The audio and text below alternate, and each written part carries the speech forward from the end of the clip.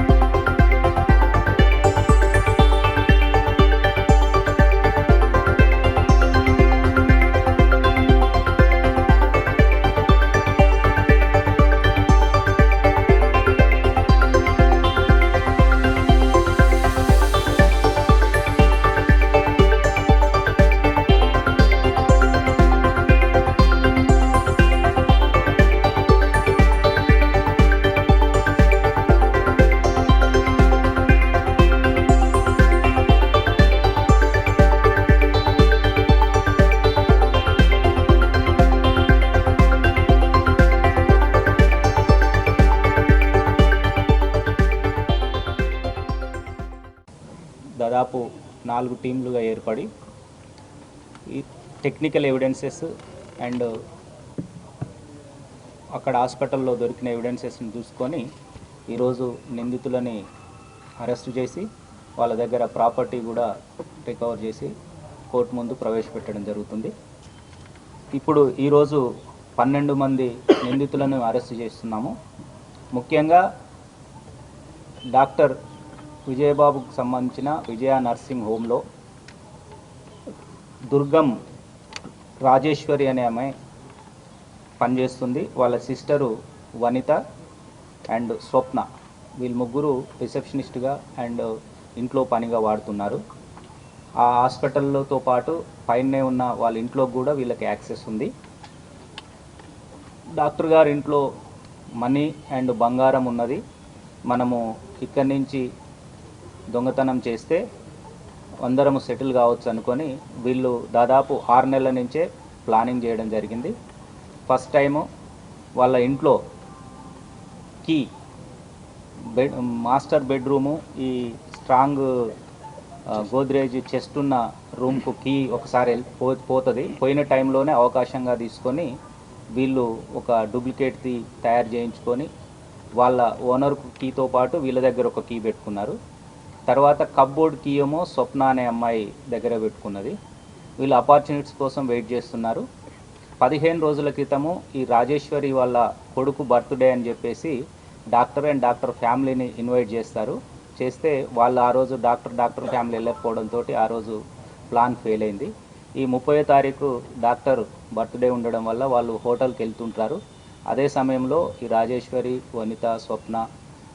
వనిత రాజేశ్వరి అక్క చెల్లెళ్ళు డాక్టర్తో పాటు ఉండి వీళ్ళకి ఇన్ఫర్మేషన్ ఇవ్వడంతో ఈ రాజేశ్వరి భర్త తిరుపతి, స్వప్న వాళ్ళ తమ్ముడు గణేష్, ఈ గణేష్ స్వప్నకు తెలిసిన ఫ్రెండ్ అయిన సోను అండ్ వాళ్ళ మామ నాజిల్, ఈ మిగతా వాళ్ళందరినీ కలుపుకుంటారు. ఈ సోను వాళ్ళకి సంబంధించిన ఫ్యామిలీలో వాళ్ళ అమ్మ, నాన్న, మదరు అండ్ వాళ్ళ అక్క, బావ వీళ్ళందరూ కలిసి, చిన్న మామ, పెద్ద మామ వీళ్ళందరూ కలిసి ప్లాన్ చేసుకొని ఆ రోజు నైట్ 11 to 11:40 మధ్యలో ఈ గణేష్ అండ్ తిరుపతి ఇద్దరు లోపలికి ఎంటర్ అయ్యి వాళ్ళకి ఆల్రెడీ కీస్ ఉన్నాయి కాబట్టి ఇంట్లో ఈజీగా ఎంటర్ అయిపోతారు. ఆ లాక్ దానికి ఉంటుంది కాబట్టి చెస్టే తీసుకొని బైక్ మధ్యలో పెట్టుకొని వెళ్తుంటారు. వీళ్ళ వెనకాల నలుగురు ఫాలో అవుతారు. నాజిల్, నాజిమ్, అల్తాఫ్, సోహెల్ వీళ్ళు ఒక పల్సర్ బైక్ అండ్ స్కూటీ మీద ఫాలో అవుతారు. ఆ పల్సర్ బైక్ మీద దొంగతనం చేసిన వాళ్ళు వెళ్తారు. ఆ స్ప్లెండర్ మీద సోహెల్ వీళ్ళు ప్లస్ స్కూటీ మీద ఇద్దరు మొత్తం నలుగురు ఫాలో అయ్యి బెల్లంపల్లి వెళ్ళి అక్కడ చెట్లల్లో ఆ చెస్ట్ని అక్కడ పెట్టేసి జాగ్రత్తగా ఉండి మళ్ళీ ఈ సోహెల్ వాళ్ళ మామ సోహెల్ సోను వాళ్ళ మామ ఇద్దరు మళ్ళీ వచ్చేసి ఆటో తీసుకొని వెళ్తారు. ఆటో తీసుకొని వెళ్ళి ఆటోలో చెస్ట్ని తీసుకొని వచ్చి ఈ సోను మహమ్మద్ నాజిల్ అలియా సోను ఇంట్లో దాన్ని వాళ్ళ మామ నాజిమ్ బాబా అతను అది కట్టర్ తీసుకొని వచ్చేసి ఇంట్లో కట్ చేస్తారు. కట్ చేసి అంత సొమ్ము అక్కడ వేసిన తర్వాత వాళ్ళ వాటాల ప్రకారము అందరూ పంచుకున్నారు. దీంట్లో మనకు 30 తులాల బంగారం అండ్ 15,50,000 రూపాయలు ఈరోజు రికవర్ చేసి వీళ్ళని అరెస్ట్ చేయడం జరిగింది. రికవర్ చేసినది Bajaj auto, hero Splendor bike, Pulsar bike, Honda Activa and locker cut చేసిన మిషన్ అండ్ ఆ చెస్ట్ను కూడా చేయడం జరిగింది. తెలంగాణ తల్లి విగ్రహాన్ని మార్చడం తగదని బీఆర్ఎస్ నాయకుడు మాజీ ఎమ్మెల్యే దివాకర్ రావు అన్నారు. మంచిర్యాల జిల్లా నస్పూరు బీఆర్ఎస్ నాయకులతో కలిసి షీర్కేస్ సెంటర్ లోని తెలంగాణ తల్లి విగ్రహానికి పూలమాలలు వేసి పాలాభిషేకం చేసి నిరసన తెలిపారు. ఈ సందర్భంగా ఆయన మాట్లాడుతూ కాంగ్రెస్ నాయకులు ముఖ్యమంత్రి రేవంత్ రెడ్డి ఎమ్మెల్యేలు ఎన్నికల్లో ఇచ్చిన హామీల్ని విస్మరించి పాలిస్తున్నారని తెలిపారు. ప్రజల సమస్యలు పరిష్కరించడంలో విఫలం చెందారని అన్నారు. తెలంగాణ తల్లి విగ్రహాన్ని మార్చడం ఎందుకన్నారు. ఈ నిర్ణయాన్ని వెంటనే వెనక్కి తీసుకోవాలని డిమాండ్ చేశారు. తెలంగాణ ఆత్మ గౌరవాన్ని కించపరిచే విధంగా తెలంగాణ తల్లి విగ్రహాన్ని మార్చి ప్రజల ఆగ్రహానికి గురవుతారని ఆయన అన్నారు. ప్రజల మనోభావాల మేరకి ప్రభుత్వాలు పనిచేయాలి తప్ప స్వార్థ ప్రయోజనాల కోసం రాష్ట్ర చిహ్నాల్ని మార్చడం వెనుక రాజకీయం కుట్ర దాగుందని ఆరోపించారు. ఇప్పటికైనా తెలంగాణ ప్రజల ఆకాంక్ష మేరకి తల్లి తెలంగాణ విగ్రహాన్ని కొనసాగించాలని డిమాండ్ చేశారు. ఈ కార్యక్రమంలో బీఆర్ఎస్ పార్టీకి చెందిన నాయకులు, కార్యకర్తలు పెద్ద ఎత్తున పాల్గొన్నారు.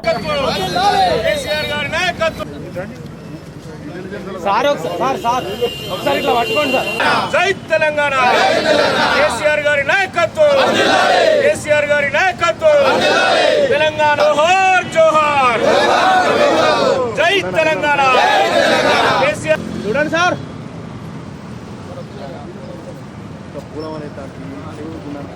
ఓకే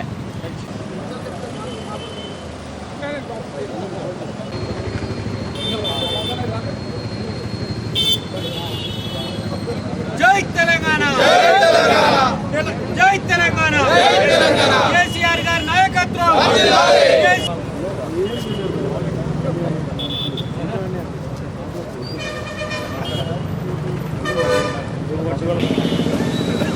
ఆనాడు తెలంగాణ సాధన కోసం తెలంగాణ యావత్ తెలంగాణ రేపు వచ్చిన తర్వాత ఏ రకంగా తెలంగాణ చెందిన తెలంగాణలో ఏ రకంగా మహిళలు ఉంటారో దాని 56లో సమైక్య రాష్ట్రంలో తెలంగాణ కలిసిన సందర్భంలో ఆనాటి నుండి 2001 వరకు ఎందరో నాయకులు పదవులు పొందారు, ముఖ్యమంత్రి అయ్యారు, కానీ తెలంగాణ సాధించలేకపోయారు. ఆనాడు తెలంగాణ ఉద్యమంలో 369 మంది పోలీస్ తూటాలకు గురైన విద్యార్థులు ఇవన్నీ గమనించి కేసీఆర్ గారు తన డిప్యూటీ స్పీకర్ పదవికి, ఎమ్మెల్యే పదవికి రాజీనామా చేసి తెలంగాణ ఉద్యమం 2001లో మొదలుపెట్టి 2014 దాకా తాను చేసిన కృషి తెలంగాణ గడ్డ మీద పుట్టిన ప్రతి బిడ్డను ఇందులో తెలంగాణ ఉద్యమంలో కలుపుకున్న దిశగా చేసి ఢిల్లీ పీఠాన్ని కదిలించే దిశగా తాను చేసిన అమర నిరాదీక్షకు భయపడి గడగల్లాడి ఢిల్లీ పీఠం కానీ తెలంగాణ అగ్నిగుండం అవుతుందని ఆనాడు మరి ఆనాడున్న ప్రభుత్వం తెలంగాణ సాధించిన సందర్భంలో ఆ సందర్భంలో కొన్ని రూపకల్పనలు ఆనాడు తెలంగాణ తల్లి రూపకల్పన ఏదో ఒక్కరు పెట్టింది కాదు. ఎందరో మేధావులు, ఎందరో పేద మనుషులు, ఉద్యమకారులు అందరు కలిసి ఎన్నడో ఉద్యమ సందర్భంలో తెలంగాణ తల్లి రూపకల్పన చేసి యావత్ తెలంగాణలో అన్ని ప్రాంతాల్లో తెలంగాణ తల్లి విగ్రహాలు ఆనాడు ప్రతిష్ఠించి అన్ని సందర్భాల్లో ఉద్యమ సందర్భంలో కానీ తెలంగాణ కొత్త పప్ప ఏర్పాటు కానీ తెలంగాణ తల్లికి పూలదండ వేసి అసెంబ్లీలో అడుగుపెట్టిన సందర్భాల్లో తెలంగాణ తల్లి చూడండి ఎంత ముచ్చటగా ఉంది. తెలంగాణ తల్లి ఒక దిక్కు బతుకమ్మ, తెలంగాణ పెద్ద పండుగ, మహిళల పండుగ, ఆడబిడ్డల పండుగ, మరో చేతులేమో మరో చేతిలో కంకి కొట్టలు పెట్టుకొని అదేవిధంగా అందరు రూపకల్పన ఎవరొక కేసీఆర్ గారు చేసింది కాదు. ఉద్యమ సందర్భంలో చేసి కిరీటం కానీ, ఒడ్డాలం కానీ, ఒంటిన బంగారం కానీ ఆ తల్లిని చూస్తుంటే, తెలంగాణ తల్లి చూస్తుంటే ఒక మహాలక్ష్మి లాగా చూసే దిశగా ఈరోజు తెలంగాణ తల్లి మరి ఉన్నది. కానీ ఇప్పుడు వచ్చిన ప్రభుత్వం కేసీఆర్ పెట్టిన తెలంగాణ తల్లి ఉండదు, దాని రూపురేఖలు మార్చే దిశగా రేపేదో పెట్టబోతున్నారు. యథావిధిగా ఆనాడు తెలంగాణ ఈ తెలంగాణ తల్లిని చూసే ఎందరో మహిళలు అందరూ దీనికి ఆకర్షితులయ్యారు. మరి వాళ్ళందరినీ దృష్టిలో పెట్టుకొని ఇలా తెలంగాణ గడ్డ మీద పుట్టిన ప్రతి బిడ్డను దృష్టిలో పెట్టుకొని దీని రూపురేఖలు మార్స్తామని మీరు ఆలోచిస్తున్నారు. ఏదో నిన్న మొన్న పేపర్లు వచ్చింది కానీ ఒంటి నిండా అది కానీ తల మీద కిరీటం కానీ అది మహాలక్ష్మి లాగా లేదు. మన ఆనాడు పెట్టిన తెలంగాణ తల్లి ఇది. ఆనాడు పెట్టిన తెలంగాణ తల్లి ముచ్చరిగా అంటే బాగా అభివృద్ధి చెందుతున్న తెలంగాణగా ఇప్పుడు పెట్టే వాళ్ళు తెలంగాణ ఇవాళ నిన్న మన పేపర్లు వచ్చిన సందర్భంలో పేదత్వం ఉన్న తెలంగాణ లాగా ఉంది. అందులో ప్రత్యేకంగా చేయి గుర్తు ఉండే దిశగా ఇలా చేయి గుర్తు మీ పార్టీ ప్రచారం కోసం తెలంగాణ తల్లి చేయి గుర్తు ఒక దిక్కు బతుకమ్మ ప్లేస్లో మీరు చేయి గుర్తు పెట్టారంటే ఇదే మీ కాంగ్రెస్ పార్టీ పతనానికి నాంది అవుతుంది. తెలంగాణ తల్లి ఒక చేతిలో మక్క కంకి, ఒక చేతిలో బతుకమ్మ లేకపోతే కాంగ్రెస్ పార్టీ పతనానికి ఈ రేపు పెట్టబోయే విఘ్నమే మీకు ఆ తెలంగాణ తల్లి. తెలంగాణ గడ్డ మీద పుట్టిన ప్రతి ఆడబిడ్డ రేపు మీ పతనానికే కారకులవుతారనేది చెప్తూ యథావిధిగా పెట్టాలి.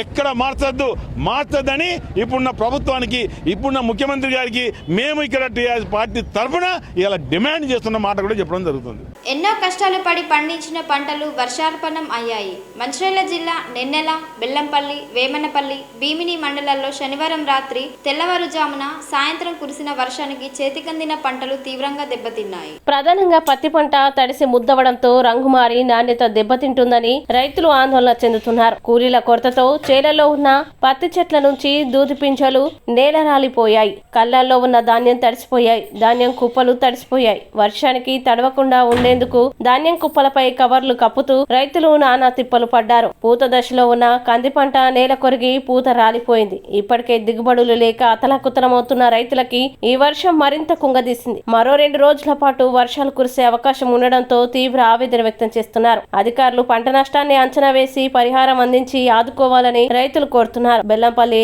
132 kV విద్యుత్ లైన్ లో అంతరాయం ఏర్పడడంతో వేమనపల్లి, నెన్నెల, భీమిని, కన్నెపల్లి మండలాల్లో విద్యుత్ సరఫరా నిలిచిపోయింది.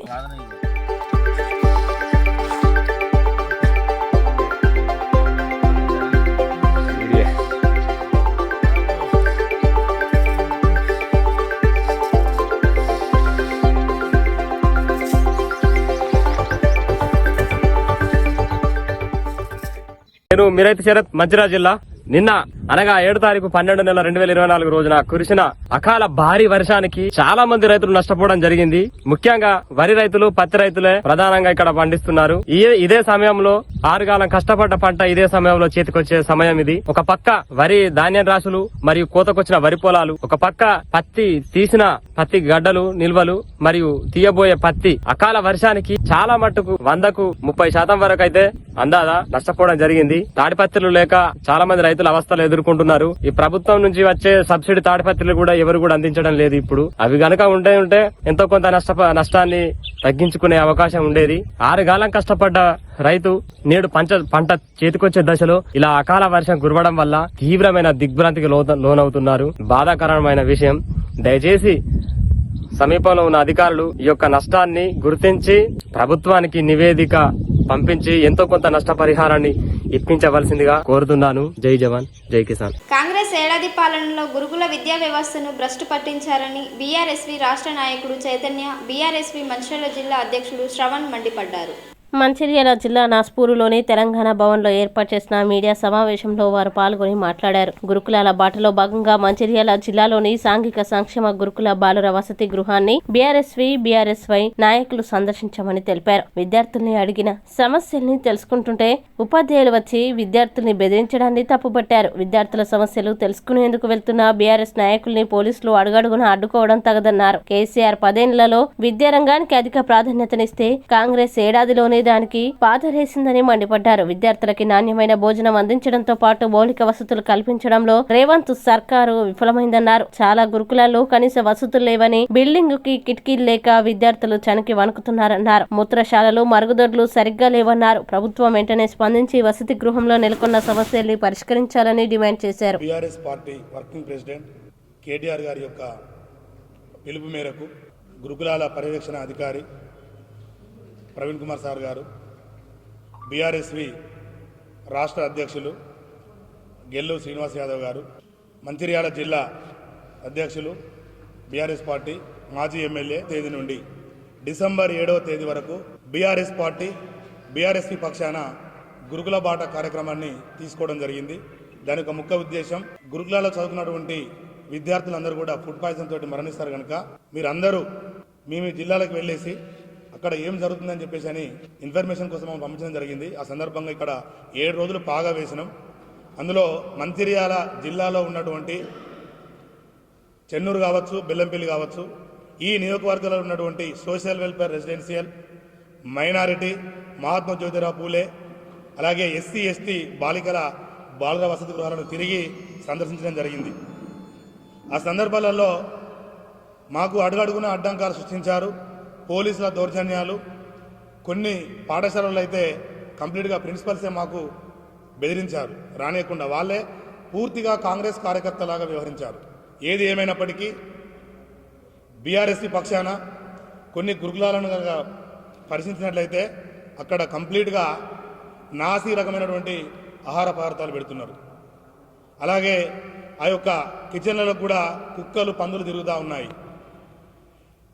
ఫుడ్ పాయిజన్ అయ్యేటువంటి విషయాలలో కూడా చూస్తే బియ్యంలో కూడా లక్క పురుగులు ఉన్నాయి, కూరలు కూడా మొత్తం నీళ్లు ఉన్నాయి. అంటే తద్వారా చాలామంది విద్యార్థులు కూడా చనిపోయేటువంటి అవకాశం ఉంది.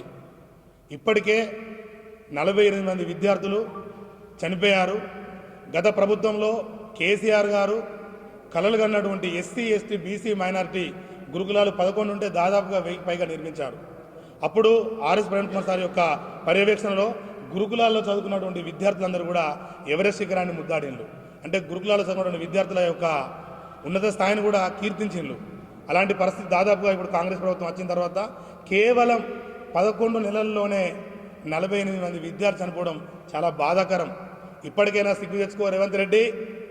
మా బీఆర్ఎస్పీ కనుక కన్నెర చేస్తే మిమ్మల్ని గద్దె తుంచడం ఖాయం. గురుకులాలను భ్రష్టుపడిస్తున్నటువంటి సీఎం రేవంత్ రెడ్డి గారు వెంటనే రాజీనామా చేయాలి. లేని ఎడల మా బీఆర్ఎస్పీ పక్షాన మీ వెంట పడతాం. ఎక్కడ సమస్యలున్నా అక్కడ మేము నిలబడతాం, కొట్లాడతాం. ఈ కలలు కన్నటువంటి ఏవైతే గురుకులాలు ఉన్నాయో వాటన్నిటిని కూడా మీరు పూర్తిగా భూస్థాపితం చేసి మీ కాంట్రాక్టుల కోసం ఇంటిగ్రేటెడ్ స్కూల్స్ అని నిర్మించుకుంటూ పేద విద్యార్థులకు విద్యను దూరం చేసేటువంటి ఒక పని తీసుకొస్తా ఉన్నావు. ఇంటిగ్రేటెడ్ స్కూల్స్ అంటే కేసీఆర్ నిర్మించినటువంటి ఏవైతే గురుకులాలు ఉన్నాయో వాటన్నిటిని కూడా భూస్థాపితం చేయడానికి కంకణం కట్టుకున్నావు. ఖబర్దార్ రేవంత్ రెడ్డి, నీ నాటకాలు అక్కడ జరిగాయి. నేను ఖచ్చితంగా తరిమే రోజులు దగ్గరనే ఉన్నాయి. అలాగే ఐఏఎస్, ఐపీఎస్, పోలీస్ వ్యవస్థలో ఉన్నటువంటి ఉన్నతాధికారులు సుద్ధా కంప్లీట్గా వాళ్ళు పక్షపాత ధోరణి వ్యవహరిస్తున్నారు. పేద విద్యార్థులు ఎంతోమంది చనిపోయారు. అలాంటి విద్యార్థుల వైపు మీరు ఉంటారా? లేకపోతే పేద విద్యార్థులను చనిపోయినటువంటి ఎవరైతే కష్టపడుతున్నారో, ఇబ్బంది పడుతున్నారో వాళ్ళ వైపున ఉండకుండా మీరు కేవలం ప్రభుత్వం వైపున మాత్రమే మీ యొక్క బాధ్యతలు నిర్వహిస్తున్నారు. కాబట్టి మీరు ఈ సపక్షం కావచ్చు, విపక్షం కావచ్చు, వాళ్ళ పట్ల ఉండి ఖచ్చితంగా పేద విద్యార్థుల కోసం నిలబడాలని చెప్పేసి కోరుకుంటూ, మీరు ఎంత దూరమైనా ఇప్పటికైనా మీరు కళ్ళెర్ర చేసి మీరు కళ్ళు తెరుచుకొని మా గురుకులాల్లో చదువుకున్నటువంటి విద్యార్థుల యొక్క తల్లిదండ్రుల గోసలు ఎంతో పడుతున్నారు. కాబట్టి ఇప్పటికైనా పేద విద్యార్థుల గోస పడకుండా మీరు ఆ కుటుంబాలకు ఎంతో కొంత భరోసానిచ్చి గురుకులాలను కాపాడే బాధ్యత మీపైనే ఉంటుంది. లేకపోతే మీరు తక్షణమే దిగిపోవాలని హెచ్చరిస్తున్నాము. మంచిర్యాల జిల్లాలో ఉన్నటువంటి గురుకులాలు మాత్రం కంప్లీట్గా అస్తవ్యస్తంగా ఉన్నాయి. ఒకటో రెండో కొద్దో గొప్ప ఆ కేసీఆర్ గారి పాలనలో మా మాజీ ఎమ్మెల్యే దివాకర్ రావు గారి యొక్క లక్షెట్టిపేట గురుకులను చూస్తే అది కొంత సమంజసంగా కొంత బాగా ఉంది. అలానే ఆ గురుకులను కూడా అట్లనే వీళ్ళు కంటిన్యూ చేయాలి. లేని ఎడల ఎక్కడికెక్కడ ప్రశ్నిస్తాం, అవసరం అనుకుంటే కొట్లాడతామని చెప్పేసి అని డిమాండ్ చేస్తూ ఉన్నాం. మంచిర్యాల జిల్లా దండపల్లి మండలం చింతపల్లి గ్రామానికి చెందిన పేరం సోనియా గణేష్ దంపతుల వారసురాలు పేరం తన్విష తన మొదటి పుట్టినరోజు సందర్భంగా నిరుపేద ప్రజలకు దుప్పట్లు పంపిణీ చేశారు.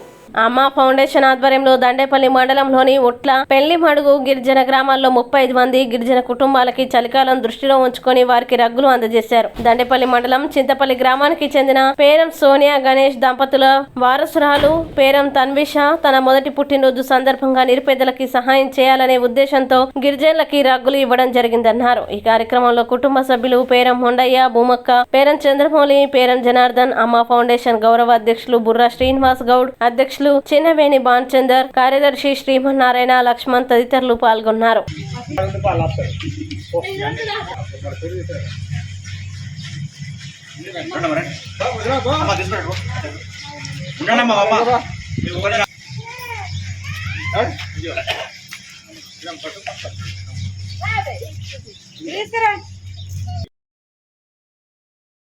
లేనులో పిల్లలకి ఇయ్యారమ్మా, ఖరీదు లేకపోతే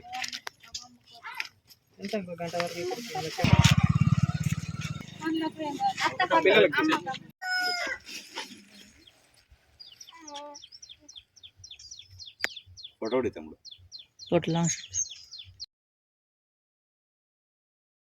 నేటి ఎస్ఎల్ఎన్ న్యూస్ ఇంతటితో సమాప్తం. తిరిగి ప్రసారమయ్యే ఎస్ఎల్ఎన్ న్యూస్లో మళ్ళీ కలుద్దాం. అంతవరకు సెలవు. నమస్కారం.